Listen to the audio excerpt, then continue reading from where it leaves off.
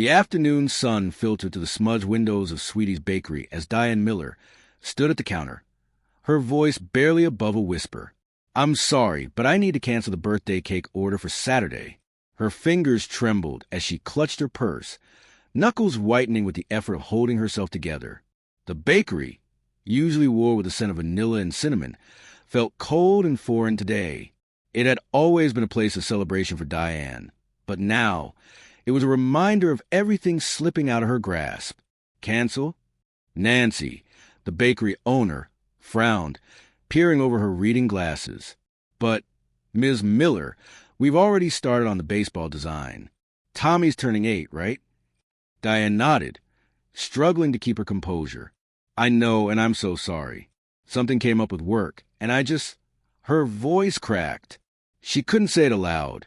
Her hours had been cut again at the hospital, where she worked as a nurse's aide.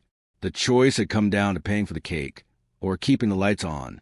"I'll still pay the deposit," Diane whispered. "I know it's short notice." Nancy's expression softened. "Don't worry about the deposit, honey," she said, reaching across the counter to squeeze Diane's hand. "You can use it another time. Is Tommy very disappointed?" "He doesn't know yet." Diane blinked quickly to hold back tears. "I'll figure something out. Maybe cupcakes from the grocery store. I just hate to let him down again." What neither of them noticed was a tall man seated quietly in the corner booth, his attention drawn by the exchange. James Harrington, a tech billionaire passing through the small town, had stopped for coffee while his driver filled up the car across the street. Dressed in a charcoal suit that cost more than most people's monthly salary, he looked out of place among the gingham curtains and faded linoleum. But something about the woman's slumped shoulders, carrying invisible burdens, made him listen. "Tough situation?" he asked casually when Nancy refilled his cup. "You have no idea," Nancy sighed. "Diane works harder than anyone I know. 2 jobs, raising that boy alone. Tommy's been talking about this birthday for months. Baseball theme, of course. He keeps saying this is the year the Red Sox scouts will discover him." James smiled faintly. "Baseball field cake, huh?" Nancy brightened. "That's right. Green frosting for grass, white for the bases, Tommy's name on the pitcher's mound. I was even going to make little fondant players." James took a slow sip of coffee. "How much for the cake?" Nancy blinked. "Oh, it's already why?" "I'd like to pay for it," James said simply. "And whatever else makes a great birthday party." Nancy's eyes widened. "Are you serious? Do you know Diane?" "I'm just someone who remembers what it's like to wish for a cake and not get one," James replied, his tone soft. "My mother worked 3 jobs. Some years, birthdays were just another day." Within minutes, the plan was in motion. Nancy called Diane's best friend Kelly. James made arrangements. What started as a cake turned into something much bigger, a surprise baseball-themed party at the local field. By the time James left the bakery, his conference plans had been postponed. Something inside him had stirred, a memory of hardship and quiet resilience that spreadsheets and boardrooms had long buried.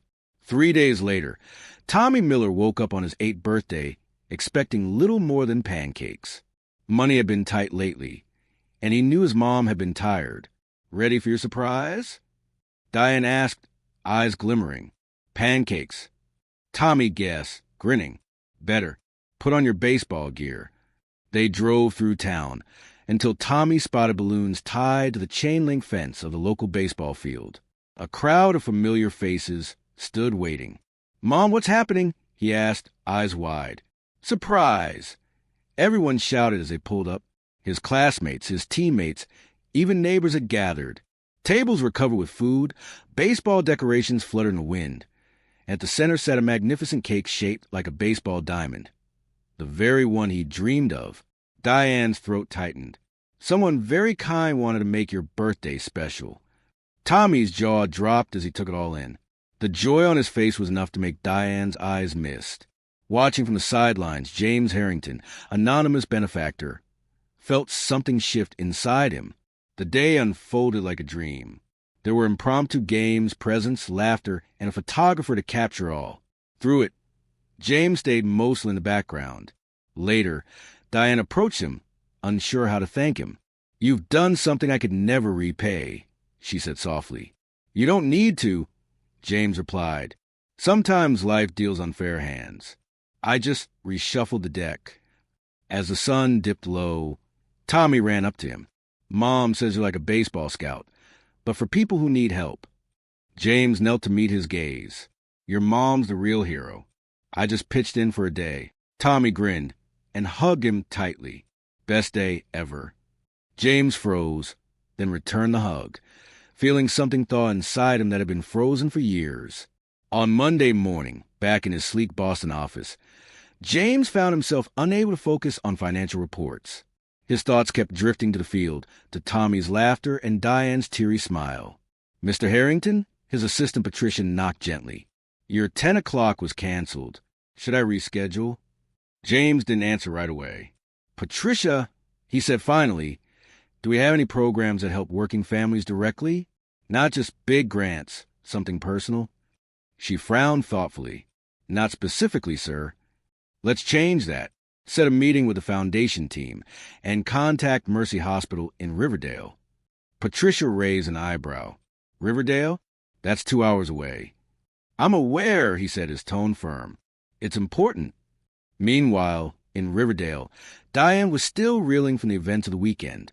Tommy wouldn't stop talking about the mysterious Mr. James. But beneath her gratitude was unease. She'd always prided herself on earning everything through hard work. Accepting such a gift felt complicated. "Mom, can we send Mr. James a thank you card?" Tommy asked, holding up a glittery creation covered in baseball stickers.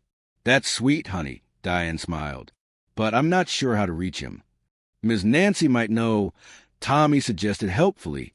Later that week, Diane's supervisor called her into the office. Her stomach sank. More bad news? Instead, Dr. Winters smiled. "The Harrington Foundation contacted us. They're launching a nursing scholarship program, and they specifically asked about you."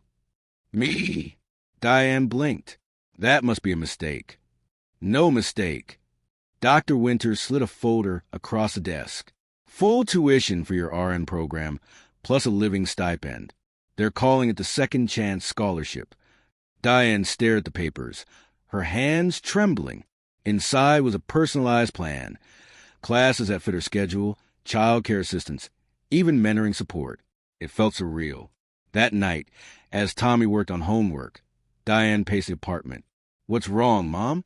"You're walking like Mrs. Peterson's cat when it's hungry," Tommy said seriously. She laughed. "Just thinking, buddy, about the papers." "Bills again?" "No, something good. Complicated, but good." Tommy nodded wisely. "Like when Coach says I have great potential but complicated mechanics." She laughed again, hugging him tight. "Exactly like that." The next morning, Diane returned to Sweetie's bakery, this time not defeated but determined. "Nancy," she said, "about Mr. Harrington. Did he ask about me?" Nancy smiled knowingly. "He did. Said you reminded him of his mother. She raised him alone, too. Worked herself to the bone." Diane's chest tightened. Maybe this wasn't pity, maybe it was empathy. Over the next few days, as Diane weighed her decision, James expanded the initiative. The foundation launched a new program for working single parents, starting right in Riverdale. 2 weeks later, Nancy arrived at Diane's door holding a bakery box and an envelope. "Special delivery," she said, handing it over. Inside was a handwritten note. "Mrs. Miller, I hope you'll consider the scholarship. It's not charity. It's an investment in someone with the heart and determination our healthcare system needs. No strings attached." James Harrington P.S. Tell Tommy his baseball scout joke made my week. Alongside it were 2 Red Sox season passes. Diane stared at them, torn between disbelief and gratitude. "Why us?" she murmured. Nancy shrugged gently. "Maybe you're not special, sweetheart. Maybe you're just the one he happened to see. And sometimes being seen is enough." That night, Diane decided she'd accept the scholarship, but not the tickets. She sent a careful email to the foundation, attaching a photo of Tommy's thank you card. Within minutes came a reply. "Congratulations, Diane. The scholarship is yours. As for the tickets, please reconsider. Not for yourself, but for Tommy. One game, if nothing else. Diane hesitated. Something about his sincerity made it impossible to refuse. 3 weeks later, Tommy stood in Fenway Park, eyes wide with wonder. "Mom, did you see that 3-run homer?" he shouted. "These seats are amazing." Diane smiled, unable to deny the magic. As she raised her phone to take a picture, an older woman beside her offered, "Would you like me to take one of both of you?" "Thank you," Diane said warmly. After snapping the photo, the woman smiled. "Your son has quite the energy." "First game?" "First ever," Diane said, laughing. "We're here thanks to Mr. Harrington." Tommy piped up innocently. "He's helping Mom become a real nurse." The woman's eyes twinkled. "James Harrington? I know him well." Diane froze. "You do?" The woman extended her hand. "Eleanor Harrington. His mother." Diane's jaw dropped. For a long moment, Diane could only stare. "His mother?" she managed to whisper. Eleanor Harrington nodded with a gentle smile. "Yes, though James rarely tells people that. He likes to keep his good deeds quiet. Always has." Tommy beamed. "He gave me the best birthday ever." Eleanor laughed, the sound soft and kind. "That sounds like him. When he was little, all he ever wanted was a baseball mitt. We couldn't afford it back then, so he made one out of an old leather jacket. Said one day he'd make sure no kid ever had to pretend." Diane's throat tightened. He never mentioned that." "He wouldn't," Eleanor said fondly. "He doesn't talk about the past much. But if he helped you and your boy, then it means something to him." She paused, her expression thoughtful. "Would you like to tell him that in person?" Diane blinked. "What?" "I think he'd like that," Eleanor continued. "He's in town tonight for a board meeting.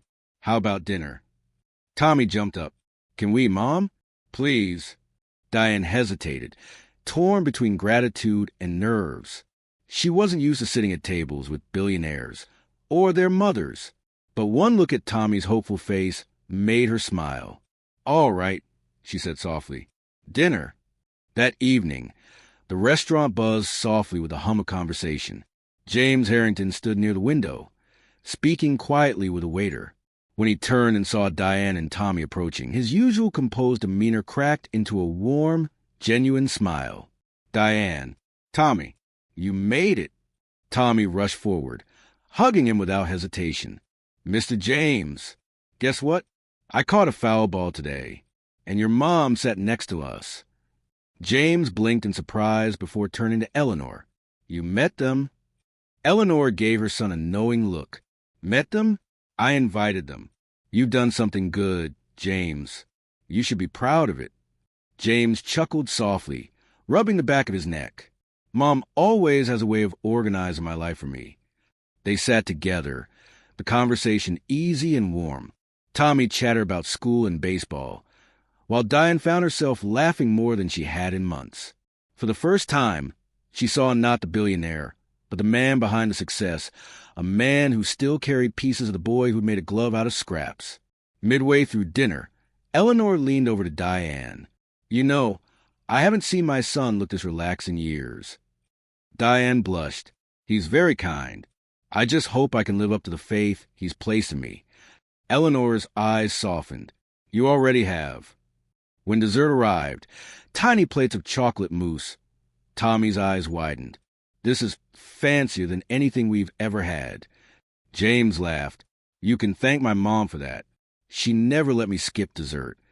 Tommy dug in eagerly, and for a few minutes, the world felt perfect. Then James leaned toward Diane. "I hope you don't feel uncomfortable about the scholarship.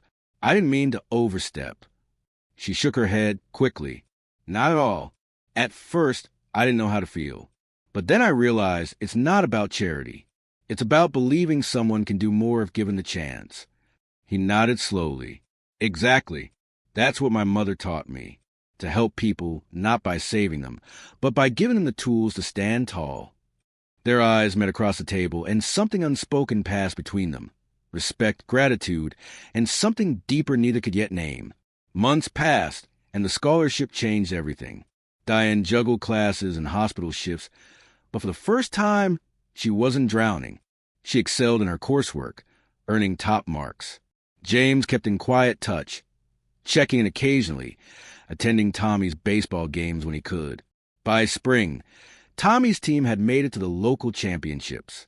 The stands were packed, and the air buzzed with excitement. "Mom, he came," Tommy whispered, pointing toward the bleachers.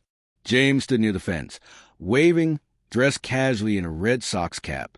When Tommy hit a double that won the game, the crowd erupted. Diane found herself laughing and crying at the same time. Afterward, Tommy ran straight into James's arms. "Did you see? I did it." James chuckled. "You sure did, champ. You got the heart of a pro." Diane approached, out of breath. "I think you might be his good luck charm." James smiled. "I think it's all him. But I'm glad to be in the stands." Eleanor joined them soon after, carrying a bouquet of flowers for Diane. "For the future nurse," she said warmly. Diane flushed. "You didn't have to." "Nonsense. You're family now," Eleanor said firmly. "Any woman strong enough to raise a boy like Tommy deserves all the flowers in the world." James looked at his mother, amused. Subtle as always, Eleanor winked. Someone has to speak her mind. That evening, as they walked the parking lot, James turned to Diane. "You know, my foundation's planning to expand the scholarship. I'd like your input. You know firsthand what it takes to balance work, school, and family." Diane's eyes widened. "You want my input?" "I want your perspective," he corrected. "You've lived it. That matters more than any boardroom guesswork." She smiled, touched. "I'd be honored." Over the next few months, they worked closely together, meeting at the hospital, at the foundation office, sometimes over coffee at Sweetie's Bakery, where it all began. Their partnership grew naturally into friendship, marked by laughter, long conversations, and the kind of quiet understanding that didn't need words. Diane completed her nursing program with distinction. The day she received her RN license, James was there, standing in the back row of the auditorium, clapping harder than anyone. After the ceremony, she found him waiting outside with a small wrap box. "What's this?" she asked. "Something you once gave up," he said with a faint smile. Inside was a small golden pendant in the shape of a stethoscope, engraved with her initials. Diane blinked back tears. "James, I can't." "You already earned it," he said simply. For a moment, they just stood there, the evening sun casting warm light between them. "Thank you," she whispered. He shook his head. "No, Diane, thank you. You reminded me why I started all this. You made me remember that helping one person can matter just as much as changing the world." A year later, the Harrington Foundation's Second Chance program had expanded across 5 states, supporting hundreds of single parents pursuing healthcare careers. And at the center of it all was Diane Miller, program director, nurse, and proud mom. Tommy, now 9, had just been named team captain of his little league. At the celebration dinner, Nancy from the bakery stood up to give a toast. A year ago, Diane came in here canceling a cake. Now she's running a program that gives hundreds of kids a reason to celebrate. If that's not a miracle, I don't know what is. Laughter and applause filled the room. As the noise faded, James leaned close to Diane. "Do you ever think about how it all started?" She smiled softly. A canceled cake and a stranger who listened. He nodded. Sometimes the smallest things change the biggest lives. Tommy tugged on their sleeves. "Mom, Mr. James, come take a picture with me." They posed together, arms around each other, the flash capturing not just a photo, but the story of Second Chance's kindness and unexpected family. Later that night, Diane looked at the picture on her phone and whispered, "Thank you, whoever sent that barefoot angel our way." Because somewhere between hardship and hope, a boy's birthday cake had turned into something far sweeter, a new beginning for them all.